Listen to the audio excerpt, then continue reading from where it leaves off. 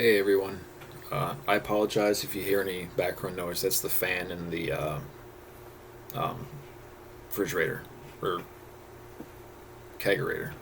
I'm not an alcoholic. I promise. I don't drink that much. I don't know how many videos this is gonna take, but I guess we'll get through them together. Whoever's watching this, thank you for suffering through everything. So here is the second part of Grand Theories of History and the Fourth Turning. Daryl Cooper's essay from his Martyr Made Substack and podcast, where there's an audio version of that available for paid subscribers. So here it continues. Boomers have held the reins of power for far longer than any other generation. As Eric Weinstein pointed out, 3 or 4 decades ago, the average age of a college president or corporate CEO was something like 45 or 50 years old. After that, those leaders would step aside and move to emeritus role. Not so for the boomers. Boomers still run most of the major corporations, universities, in both major political parties.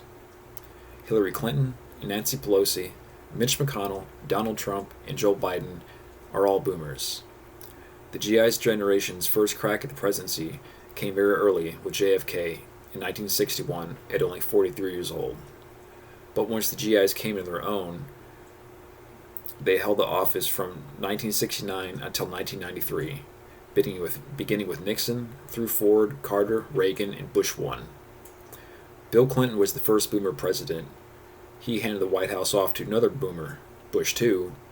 Hillary, another boomer, was supposed to be crowned in 2008, but was checked by charismatic Gen Xer Barack Obama.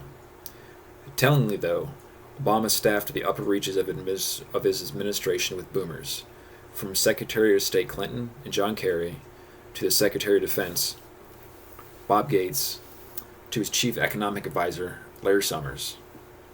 So while Obama himself was a Gen Xer, his ascendancy did not signal his generation's rise to power, because boomers were still mostly pulling the strings. If either Biden or Trump win in 2024, then by 2028 the oldest millennials will be approaching their 50s. Given that they share the moral certainty and political assertiveness as their boomer grandparents, it's quite possible millennials will leapfrog Gen X altogether, and Obama will have been the only president that generation produced.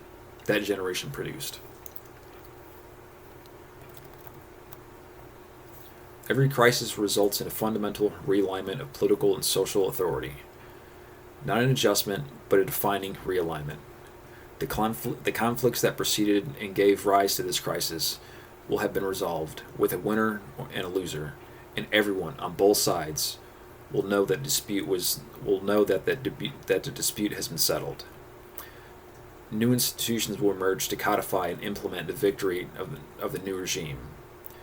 And faith in these institutions and values they represent is strong and widespread.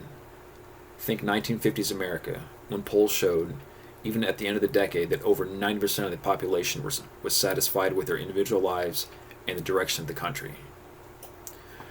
The social mood shifts every 20 years or so as each generation graduates in the next stage of life, taking on new powers and responsibilities. After one cycle, the generation of senior citizens during the crisis head off to heaven. In the middle aged take their place. Another cycle, the generation who are middle aged during the crisis move off to the great beyond. After 4 cycles, that is every 80 to 100 years, the last of the generation who were children when the last crisis occurred begin to die off,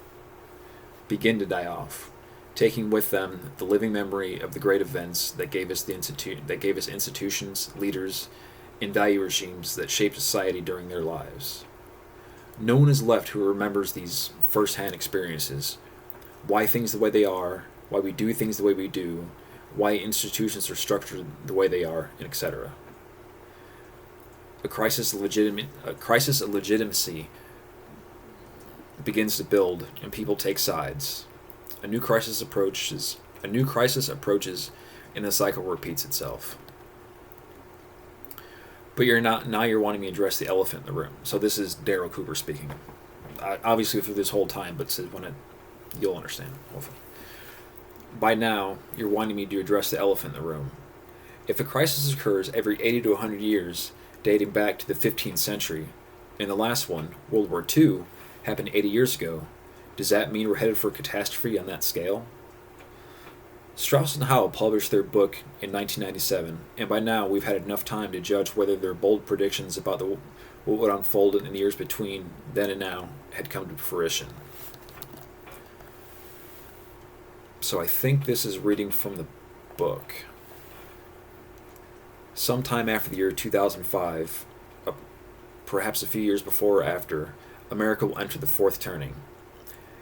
In the mid 2000s, America will be a very different society than the late 1920s, when the last crisis catalyzed. The nation will be more affluent, enjoy better health, possess more technology, encompass a larger and more diverse population, and command more powerful weapons. But the same can be said about every other unraveling era society, compared to its predecessor. They were not exempt, nor will we be. A spark will ignite a new mood. Today, in 1997, this is when the book was written, the same spark would flame briefly but then extinguish, its last flicker merely confirming and deepening the unraveling era mindset. This time, meaning our time, though, it will catalyze a crisis. In retrospect, the spark might seem as ominous as a financial crisis, as ordinary as a national election, or as trivial as a tea party. It could be a rapid succession of small events which the ominous, the ordinary, and the trivial are commingled. Elsewhere, the book suggests that sometime between 2000 to 2010 in the 2000 to 2010 decade, we would see a terrorist attack, a financial collapse, or a charismatic young president who brings renewed radicalism to the political culture. I need water.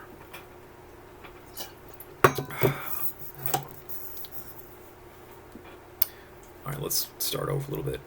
So, a charismatic young president who brings renewed radicalism to the political culture. A remarkable prediction just a few years before 9/11, the 2008 financial crisis, and the rise of Barack Obama. These events will not mark the crisis, but would only get the ball rolling towards it. Over the next 20 years, they wrote, all of the seemingly disparate, seemingly disparate interscene cultural and political struggles in society would begin to coalesce into one big struggle. With two sides increasingly feel it is impossible to coexist any longer with each other. Partisans on both sides will be intolerant of neutral fence-sitters, and everyone will face extreme pressure to take a side. Thus, disputes that at first glance seem unconnected, the gender wars, racial conflict, foreign policy, environmental policy, will reveal themselves to be deeply connected, and all parties to each of those mini conflicts will join with one another, with one or the other side in the big conflict.